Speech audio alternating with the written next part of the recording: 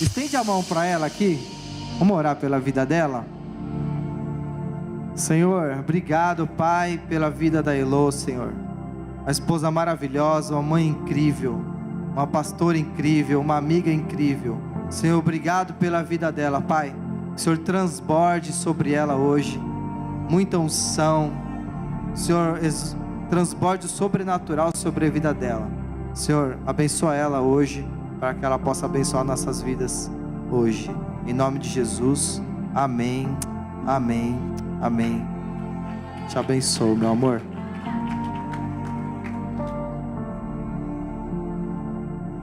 Oi, gente, boa noite.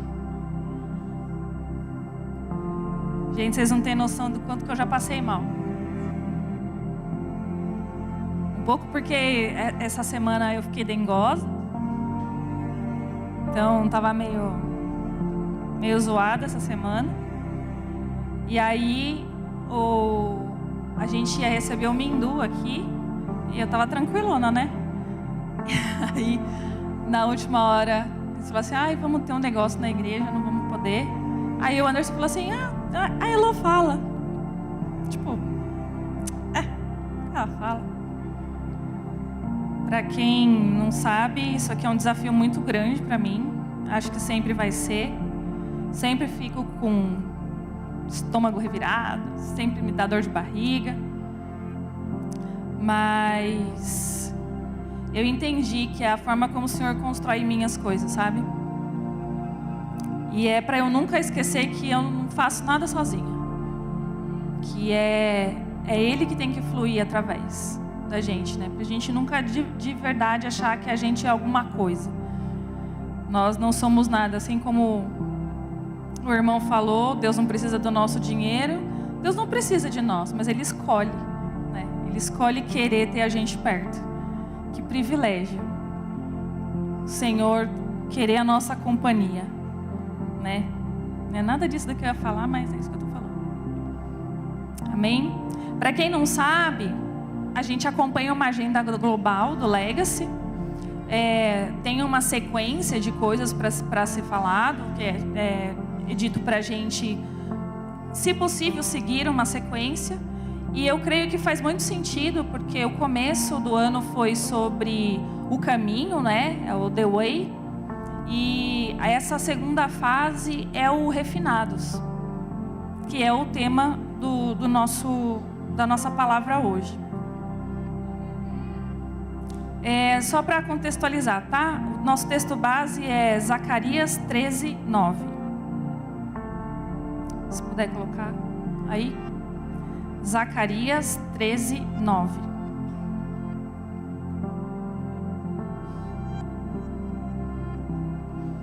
Quem aqui tem frequentado? Quem aqui foi? A gente veio de um mover assim, que ele tá fazendo uma história. Para quem vai no GCs, para quem tem nos acompanhado mais, entende que o Senhor está falando algumas coisas bem pontuais, né? Então a gente teve o nosso acampamento. Alguém sabe qual foi a palavra máxima assim do acampamento? Alguém lembra? Encher o vaso, transbordar o azeite, não deixa a chama apagar, né? E isso tudo é base de algo que a gente vem ouvido muito falar. Ouvido? É assim que fala? Vem ouvido muito falar sobre avivamento. E eu tenho estudado um pouco sobre isso e todas as histórias de avivamento ao longo de toda a história da igreja, ela começa de uma certa forma. E não há o começo de um avivamento sobre um lugar sem antes haver arrependimento. O humilhar-se é o primeiro passo de qualquer início de avivamento da história. Então, aí eu falo, tá aqui. Então, como que a gente já entendeu o caminho, né? Que foi a nossa primeira fase desse ano como Legacy. E agora nós vamos ser refinados. Alguém tem noção do que é o refinar? Se refinar? Refinar alguma coisa? Vocês acham que refinar é o quê? Gente, eu gosto de GC, então GC a gente responde. Então vocês podem responder, tá? Porque eu vou fingir que é um GC, porque aí eu fico mais tranquila. Então vocês, por favor, me ajudem. Vamos lá. O refinar, geralmente, a gente fala quando a gente tem alguma coisa que está numa certa forma, e aí a gente vai fazendo processos para que essa coisa se transforme em outra que a gente quer, né? E o refinar aqui, a gente diz muito sobre metais preciosos, né? Sobre o ouro especificamente. Vocês veem ali uma pepita de ouro. Parece um negócio de ovo de Páscoa, mas não é um ovo de Páscoa. Amém? Então, ó, Zacarias 13:9. Farei passar esta terceira parte pelo fogo, e a purificarei como se purifica a prata, e a provarei como se prova o ouro. Ela invocará o meu nome, e eu a ouvirei. Direi, é meu povo, e ela dirá, o Senhor é meu Deus. Aqui, o livro de Zacarias era um profeta, né, no Antigo Testamento. Ele atuou por volta de uns 520 anos antes de Cristo. E dentro ali da história dele, ele foi falando muito sobre... tinha, né, visões proféticas de restauração, juízo, a volta do Messias. E o capítulo 13, em especial, que é onde está o versículo base, ele fala sobre a purificação de um povo. Um pouco antes desse trecho, ele fala sobre os falsos profetas e o que o Senhor ia fazer com esses falsos profetas, né? Então, eu falo assim, ai Senhor, olha, já pensou? Eu fico pensando, gente, já pensou um falso profeta? Ele não tem amor a nada, né? Porque ele vai ser consumido ali. Então, toda vez que alguém me falar alguma coisa, alguma profetada para vocês, gente, por favor, recebam, guardem no coração e vá lá para o Senhor. Senhor, é isso que o Senhor quer mesmo? É isso que o Senhor deseja? Geralmente, uma profecia está voltada àquilo que o Senhor já tem falado no seu coração. Então, dá uma segurada aí nas coisas que vocês recebem. A gente tem entendido que nós precisamos de um tempo de maturidade. O amadurecimento é algo que todo cristão precisa buscar, né? E eu não falo de tempo de conversão, tá? Não sei se... Quem aqui ainda não é convertido? Ainda não é batizado? Quem que não é batizado ainda? A gente tem batismo amanhã, irmão. Se quiser, é só entrar. Estão montando ali, ó. Quiser, a gente já batiza. Mentira. Por que eu estava falando isso? Por que eu falei do batismo? Olha, meu marido tem TDAH, gente. Eu estou pegando dele.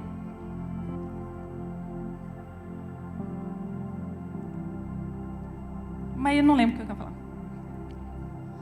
Então vamos lá. Deus, ele confronta os falsos profetas e ele diz que o povo, 1/3 do povo, ia passar pelo fogo, como quem refina prata e ouro. Ou seja, esse passar pelo fogo, ele é um processo de limpeza, né? Eu separei 3 pontos para falar sobre isso, sobre o fogo, tá? E esse refinar. Então, o ponto 1 é que o fogo separa. O que o fogo separa?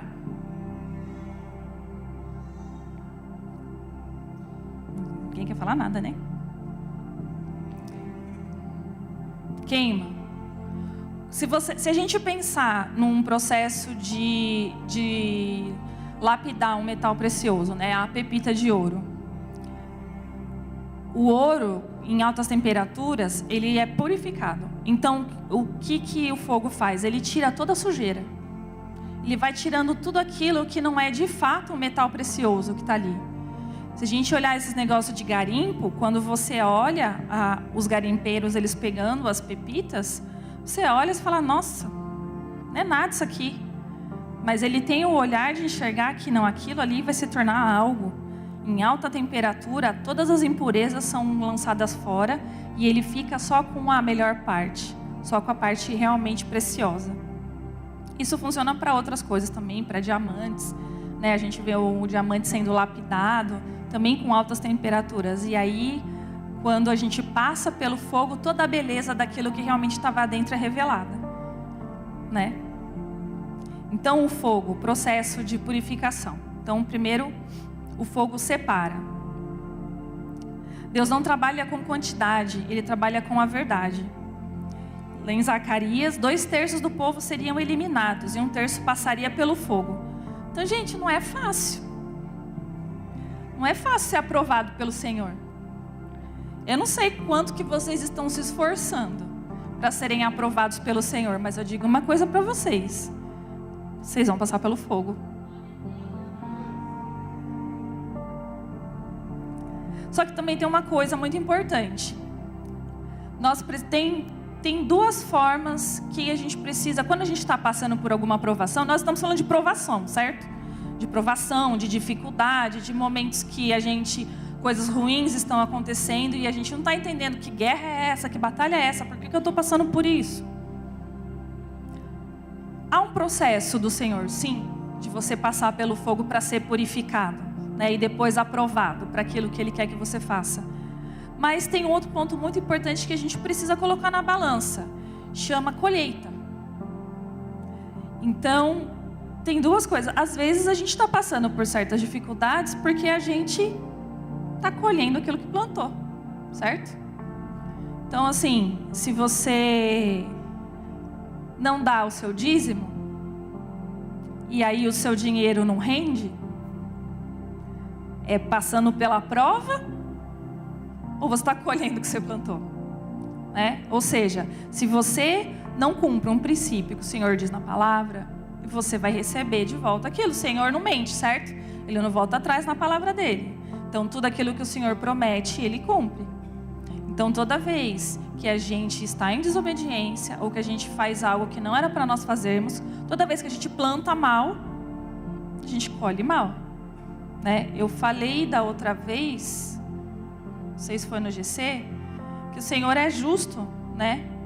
Ele não faz de você uma figueira e exige de você um fruto, que você faça uma melancia, né? Então, Ele sabe exatamente aquilo que Ele depositou em você. Então, se você entende o que você tem que fazer e não faz, não adianta falar que está passando pela prova. Entenderam? Amém? Entenderam mesmo? Tá meio... Então nem toda aprovação é um refino. Algumas dores são colheitas do que nós plantamos. E como que a gente sabe disso? É o Espírito Santo. E a gente também não é besta, né? A gente se faz meio de besta de vez em quando, né? Mas a gente sabe que se a gente está errando, algo a gente vai colher. Então, do primeiro ponto, que é o fogo separa. Então vamos separar também aquilo que o Senhor tem como prova e aquilo que o Senhor está dando de colheita daquilo que plantamos. Então, se for colheita, se arrependa, mude de atitude, começa de novo, mude o que está plantando. Se for refino, se renda. Senhor, se o Senhor está me refinando, Senhor, então que eu consiga passar por isso da melhor forma, que eu consiga entender, Senhor, aquilo que eu preciso passar, que eu consiga ter essa maturidade para que eu possa ser aprovado e o Senhor me dá a vitória. Porque o Senhor, Ele fala da vitória, não fala? A gente, os crentes, a gente tem uma vantagem maravilhosa. O crente, ele vive a partir da vitória. Então, eu não sei vocês, mas eu entendo que a partir do momento que eu decido caminhar com Cristo, eu entendo que eu já sou vitoriosa. Então, nós não vivemos, a gente não espera morrer para chegar no paraíso, para viver na eternidade. A partir do momento que a gente entende que a gente é um ser eterno, a gente já vive a partir daqui. Então, eu vivo o reino de Deus a partir de agora. Então eu vivo debaixo da autoridade do Senhor. E eu preciso viver em obediência a Ele. Se eu não estou em obediência a Ele, eu não estou caminhando para a vitória. Porque se eu estou com o Senhor, mas Ele manda eu vir para cá e eu decido vir para cá, a vitória está para cá. Por que eu estou indo para cá? Porque eu sou teimosa. Rebelde? Amém? Então, ponto 1. Fogo separa. O ponto 2. O fogo liberta. Aí eu vou ler Daniel 3, a partir do 22.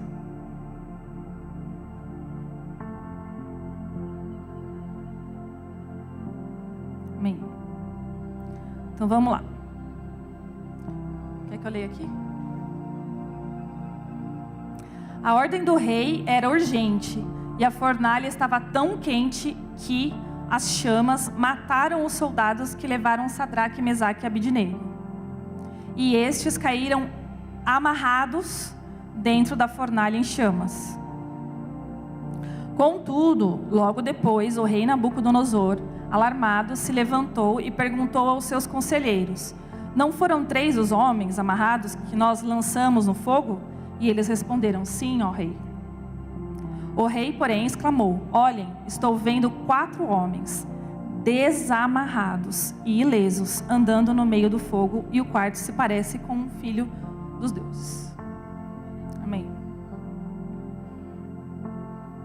Então vamos, essa passagem é bem conhecida. A gente fala muito, tem vários louvores, né, sobre ela. Mas uma coisa me chamou a atenção. Ele fala no começo, né, que eles entraram como na fornalha? Amarrados. Tá amarrado. E aí o rei depois falou: eles entraram amarrados. E aí no final, coloca o final, Mumu, o 25. Então, depois, os 4 homens desamarrados e ilesos.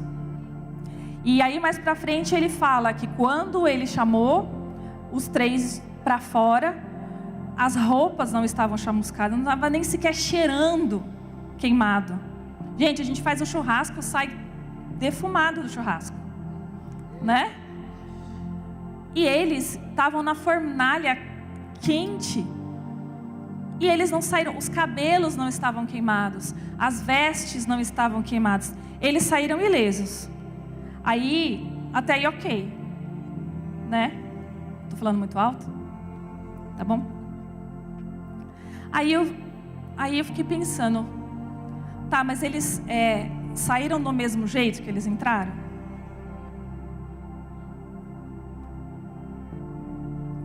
O que foi queimado? Então, o que as amarras fazem? Elas impedem que as pessoas se movimentem, elas impedem que as pessoas cresçam. Então, o que o fogo, com o Senhor junto com eles, fez? Queimou aquilo que estava prendendo, queimou aquilo que estava deixando eles cativos. Eles entraram cativos e eles saíram libertos. Então o fogo queimou as amarras. Então o fogo liberta. O fogo, na verdade, ali para eles, para quem estava vendo, parecia ser o fim. Era a morte. Passar pelo fogo, estar naquele fogo era a morte. Mas com o Senhor se tornou liberdade. Amém? O fogo consumiu as amarras e preservou a vida deles. Então, quando a gente está passando por uma prova, muitas vezes a gente acha que a gente vai morrer.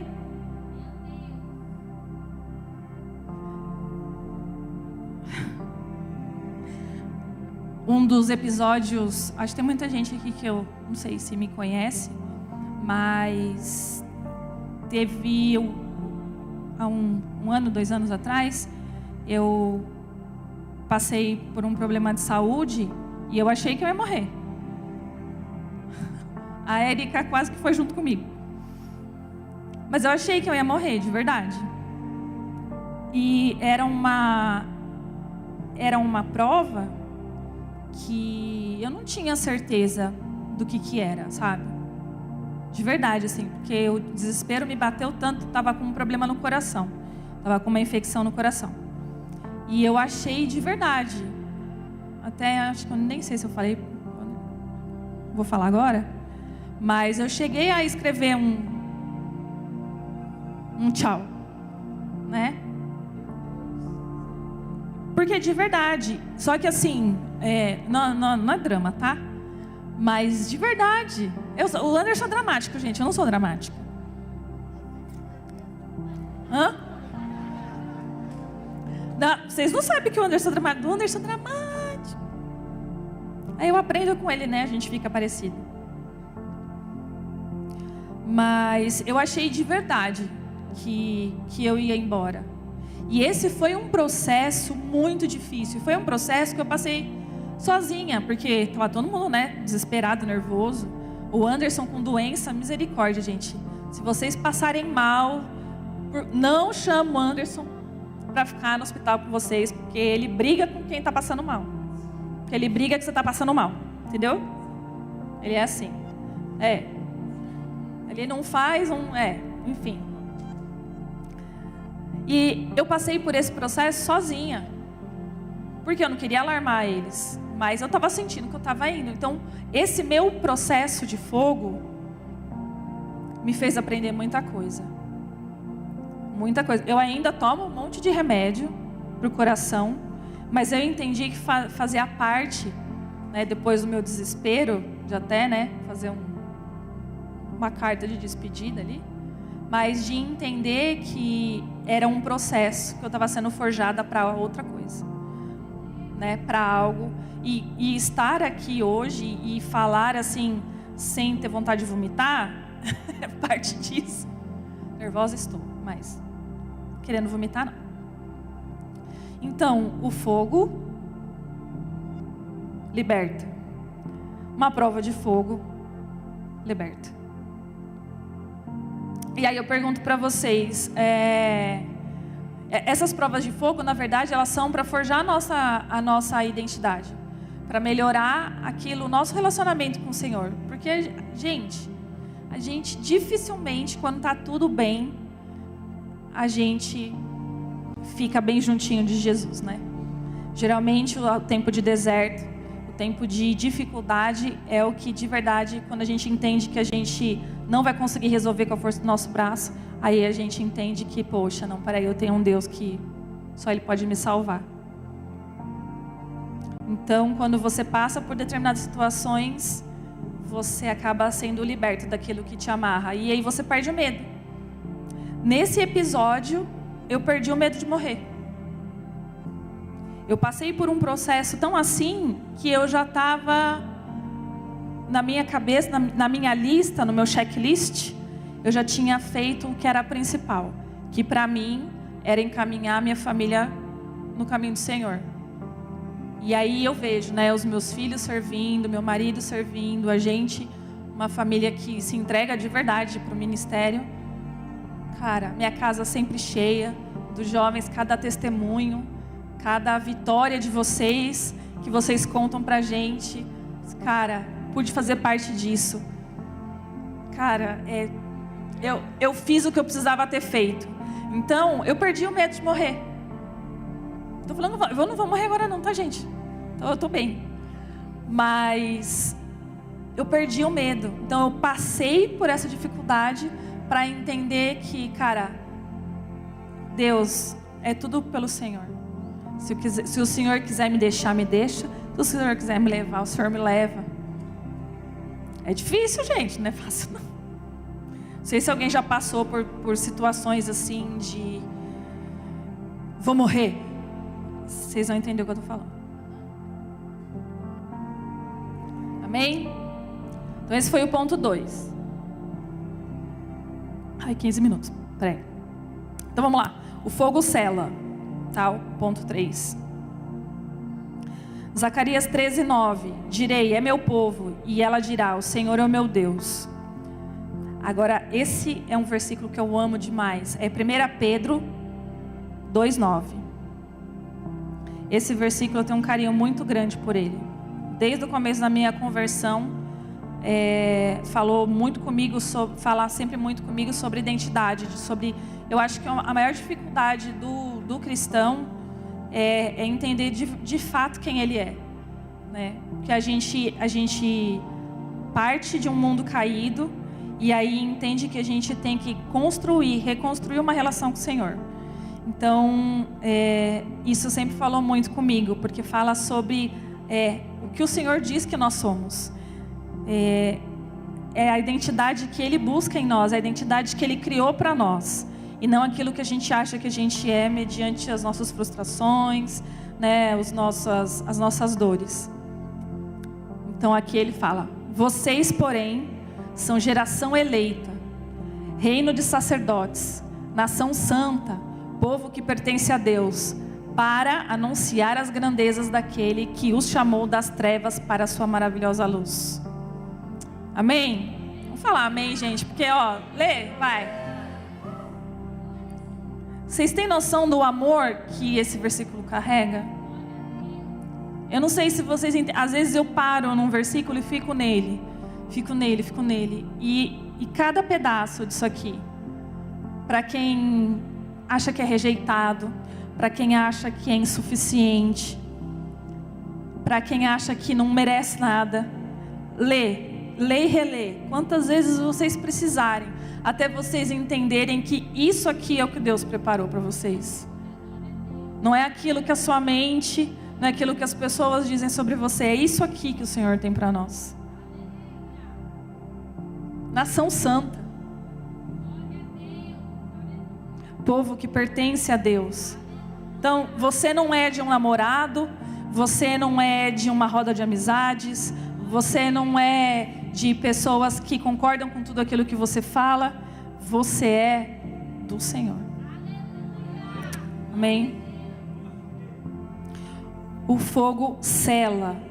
O que é esse fogo selando? Ele carimbando a sua identidade. O fogo não apenas purifica, ele revela a identidade.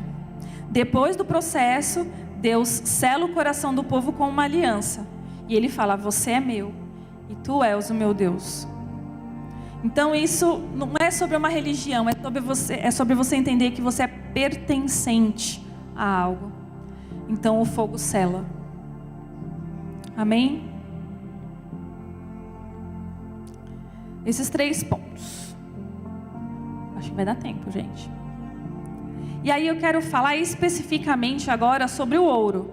Eu gosto de estudar, quando eu vou falar alguma coisa, eu gosto de estudar sobre algumas coisas fora a palavra, né? Porque tudo o que tem de ciência, ele complementa aquilo que o Senhor já disse na palavra dele. Vocês já viram um monte de coisas que falam assim: descobriram que existiu a Arca de Noé. Descobrimos que existiu tal coisa. A gente sabe que existiu. E aí a ciência vai revelando aquilo que o Senhor já nos entregou há milênios.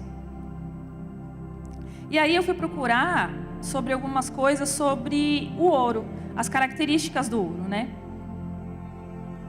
Então, eu achei 4 características interessantes para a gente entender como o ouro funciona.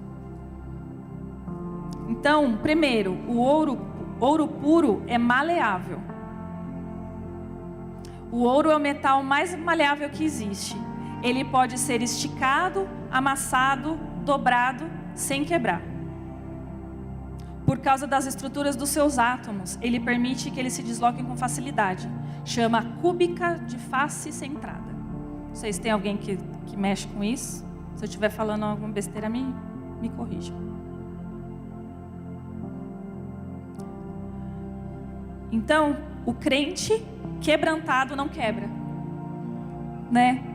Aquele filho de Deus que entende que ele está passando por um processo, que ele acha que ele vai ser esmagado, ele vai ser esmagado, mas ele não vai ser quebrado.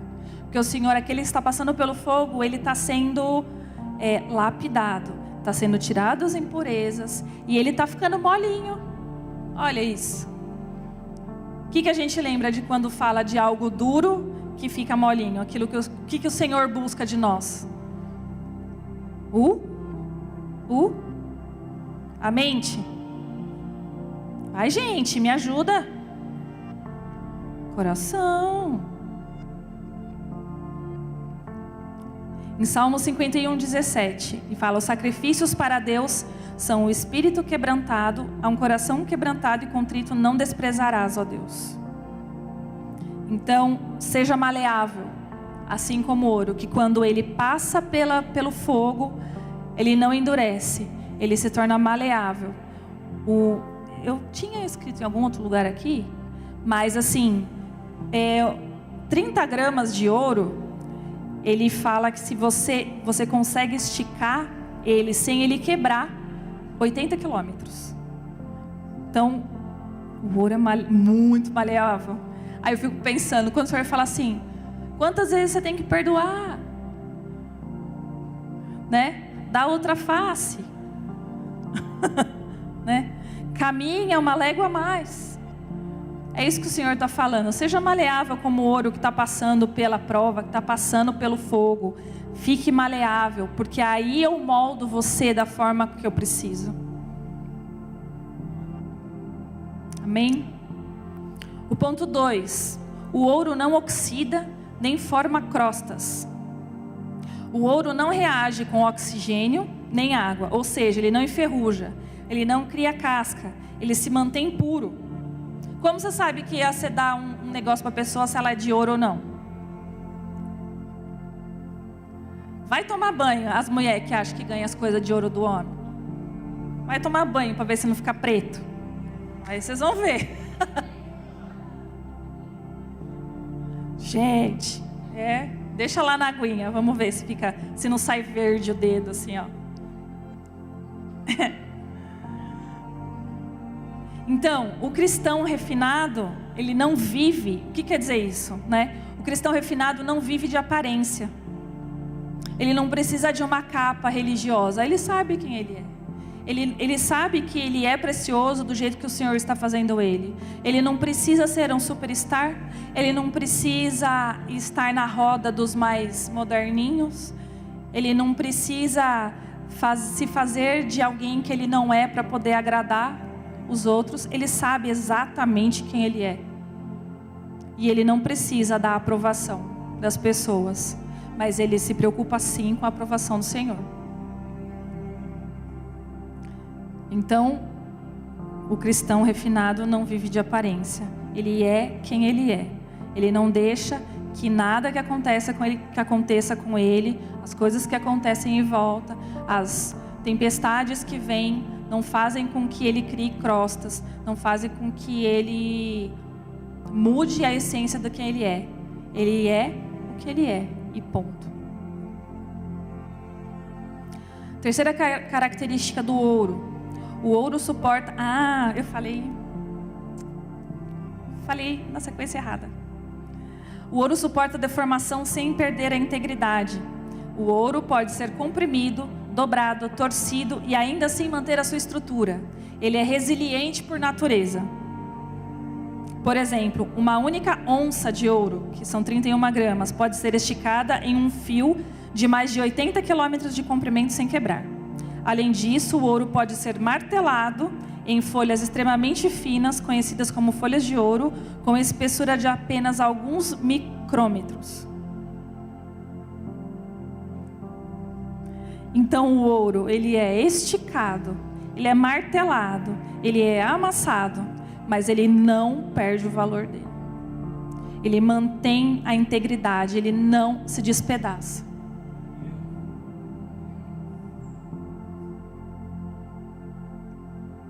Então, quem tem a identidade firmada em Deus, pode ser passado pelo fogo, pode ser humilhado, pode ser enganado, pode passar por doença, pode passar por traições, mas ele não muda quem ele é.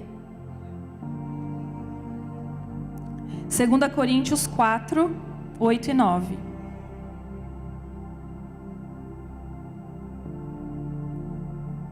Eu gosto desse aqui também. 2 Coríntios 4, 8 e 9. Vou ler aqui.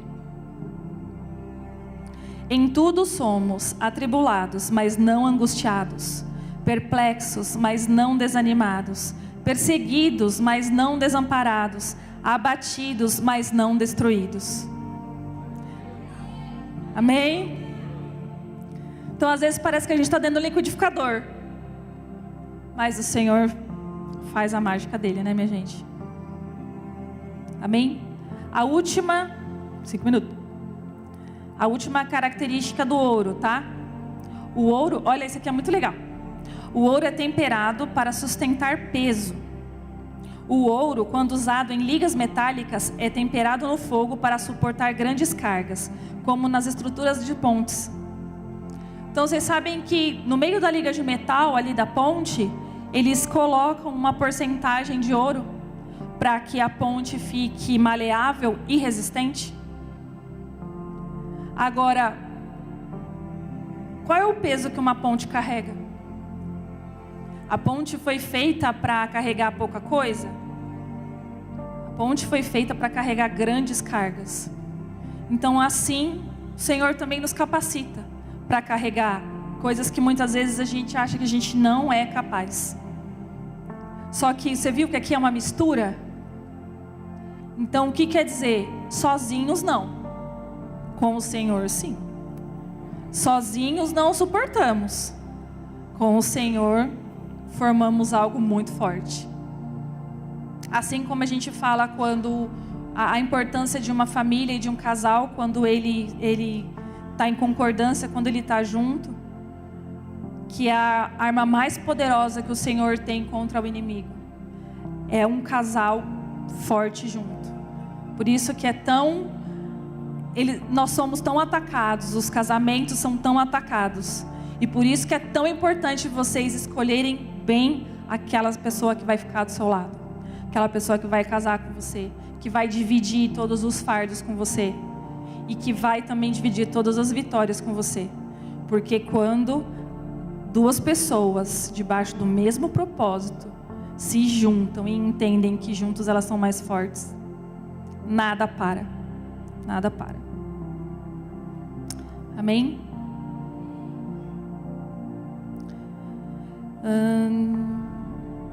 Deus te molda no fogo porque sabe o peso da glória que vai colocar sobre você. Então, assim, se você quer unção, chamado, ministério, só você passando pelo fogo você suporta. Porque só depois que o Senhor, que você consegue entender que você não é nada sem Ele. Que sozinho esquece.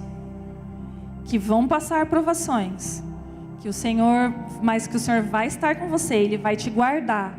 Ele vai fazer com que você passe por aquilo muito mais forte, muito mais maleável. Aí você pode querer um ministério. Aí você pode querer liderar alguma coisa. Porque duro é você pedir liderança de alguma coisa. Vocês vão achando que é festa só. Não, o Senhor te prova. Amém? Então eu queria que agora, a gente já está caminhando para o final. Eu queria que a gente tivesse um momento de oração. Não sei se vocês quiserem se levantar. E eu queria que vocês fizessem uma oração. De verdade, gente, não fica olhando para quem está do seu lado. Não fica olhando no celular agora, sabe? 5 minutos. Tá? Mas eu quero que vocês perguntem para si mesmos, em que parte do processo eu estou? O Senhor não desperdiça nenhum dos seus. Ele só espera que a gente fale assim: Senhor, estou aqui. Então eu quero que de verdade vocês agora conversem com o Senhor, clamem ao Espírito Santo e falem assim: Senhor, que parte do processo que eu estou? Eu estou sendo forjado? Eu estou sendo esticado? Para que eu estou passando pelo que eu estou passando? Senhor, é colheita? Ou tem o propósito? Qual é o propósito de eu estar passando pelo que eu estou passando? Eu estou fazendo a minha parte? porque o Senhor faz a dele. Amém? A galera vai cantar um louvor aqui. E de verdade, tenham esse tempo para falar com o Senhor. Sabe? Jesus não morreu para a gente ser um frequentador de culto. Ele morreu para que a gente seja chama viva onde a gente estiver. Para que a gente de verdade faça a diferença no reino dele. Então ore, mas ore de verdade, sem máscara, sabe? Ninguém vai ouvir a sua oração. É você e o Senhor, e Ele sabe exatamente quem você é.